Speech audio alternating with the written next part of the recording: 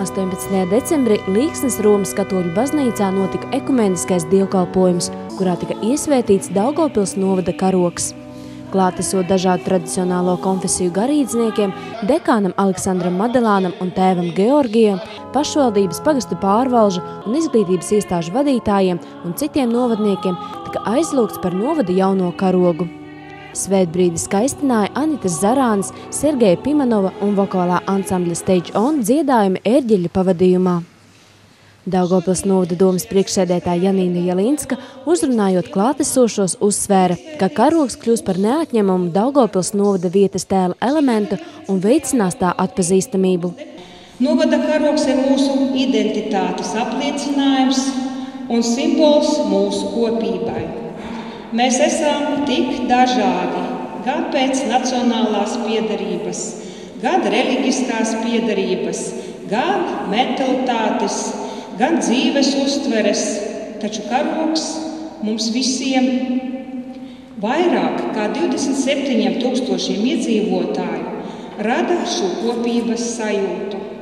Tas stiprina pašapziņu un vieno visus 19 novada pagastus. Daugavpils novada karoga autora ir māksliniece Silva Veronika Linarte. Karogs ir divpusējs, tas ir dalīts divās vertikālās joslās – kreisā sarkanā, labā baltā krāsā.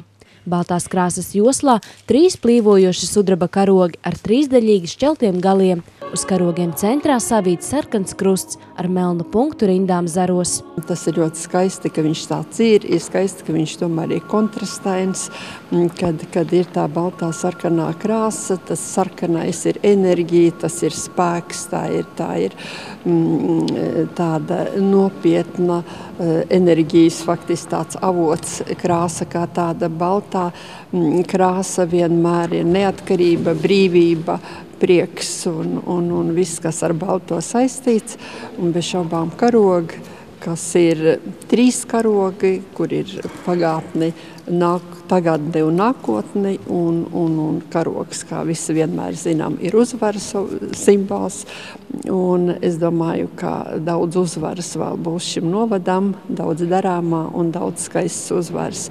Tā kā es visus novadniekus apsveicu ar novada karogu un pati līdzās esmu priecīga tam, ka viņš ir iesvētīts, ka viņš ir tapis un ka man ir ar to saistība.